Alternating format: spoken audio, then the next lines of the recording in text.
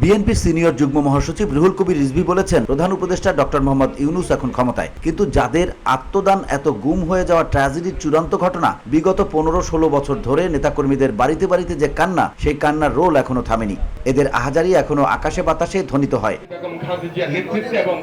ইতিমধ্যে পলাতক হয়ে গেলেন ফ্যাসিবাদী সরকার, রাষ্ট্র পরিচালনায় এখন অন্তর্বর্তী সরকার। কারণ গণতন্ত্র ধ্বংস, ভোটাধিকার হরণ কথা বলা যায় না, যা আমাদের প্রতিনিয়ত তাড়া করে বেরিয়েছে।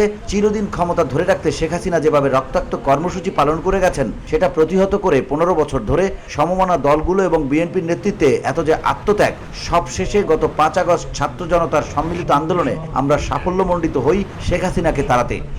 ডক্টর ইউনূস সাহেব ক্ষমতায়, ডক্টর ইউনূস সাহেব ক্ষমতায় অনেক বিষয়ে অনেক কথা বলছেন, কিন্তু যে ঘটনাগুলি, যাদের আত্মদান এবং গুম হয়ে যাওয়া, এই যে এত ট্র্যাজেডি, এত বিয়োগান্তক ঘটনা, 15-16 বছর ধরে বাড়িতে বাড়িতে বিএনপি এবং যারা আন্দোলনে ছিল, এদের বাড়িতে বাড়িতে ঘরে ঘরে কান্নার রোল এখনো থামেনি। এদের আহাজারি এখনো আকাশে বাতাসে ধ্বনিত হয়। এরই মধ্যে দিয়ে পলাতক হয়ে গেলেন ফ্যাসিবাদ অন্তর্বর্তীকালীন সরকার।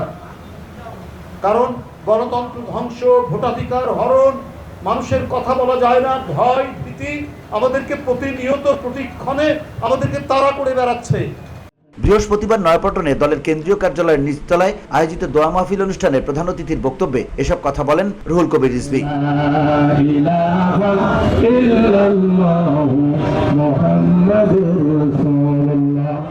সাবেক ছাত্রনেতা ও বিএনপির সাবেক সাংগঠনিক সম্পাদক এম ইলিয়াস আলী সম্পর্কে রিজভী বলেন, আমরা ইলিয়াস আলীর গুম নিয়ে অনুষ্ঠান করছি, এটা অত্যন্ত বেদনাদায়ক। আমরা আনন্দের দিনে হাসছি, আনন্দ করছি, অনেক কিছুই করছি, কিন্তু আমাদের অত্যন্ত ঘনিষ্ঠজনরা যে আমাদের মধ্যে নেই, সেটা আমরা ভুলেই গেছি।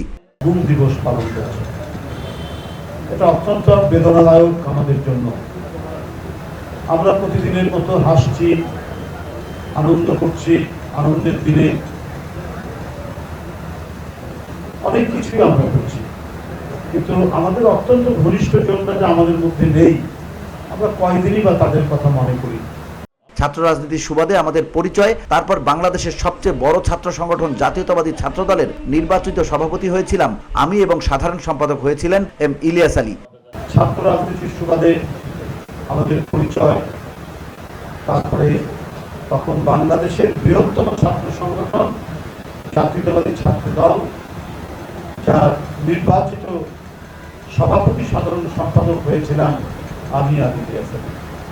অনেক দিক থেকে কেন জানি তার সাথে মিল হতো, যদিও সে কিছুটা সেন্টিমেন্টাল, যা বলতো অনেক সময় অ্যাগ্রেসিভলি বলতো। সেই তুলনায় আমি একটু শান্ত স্বভাবের। তবে ইলিয়াস আলীর হৃদয় ছিল অত্যন্ত কোমল। সে বুঝতো না সহজ সরল পথে সে চলাফেরা করত। দলের প্রতি তার যে আনুগত্য, দলের নেতৃত্বের প্রতি ছিল, তা অবিচল আস্থা, যা আমাদের অনেকের মধ্যে দেখি না। বৈশিষ্ট্যগত কিছু পার্থক্য থাকলেও সে একটু সেন্টিমেন্টাল, অনেক সময় যেটা বলে খুব অ্যাগ্রেসিভলি বলে। সেই তুলনায় আমি একটু শান্ত শিষ্ট স্বভাবের। খায়রুল কবির খোকনও ইলিয়াস আলীর অত্যন্ত ঘনিষ্ঠজন, শান্ত শিষ্ট স্বভাবের, কিন্তু আমরা তার অন্তরের পাঠটা নিতে পেরেছি, তার অন্তরের মানচিত্রটা দেখেছিলাম। সেখানে একটা একেবারে কোমল শিশুর মতো তার অন্তর ছিল। তিনি বলেন, ইলিয়াস আলী গুম হওয়ার পর আমরা পত্রপত্রিকা এবং নানাভাবে জানতে পারি এর সঙ্গে সরকার জড়িত ছিল। অনুষ্ঠানে বক্তব্য রাখেন চেয়ারপারসনের উপদেষ্টা পরিষদের সদস্য আবুল খায়ের ভুইয়া, তাহসিনা রুশদির লুনা, যুগ্ম মহাসচিব খায়রুল কবির খোকন সহ অনেকে। VOD Bangla news desk. 90-তে আমরা একটা স্বাধীনতা শাসনকে উৎখাত করতে পেরেছি।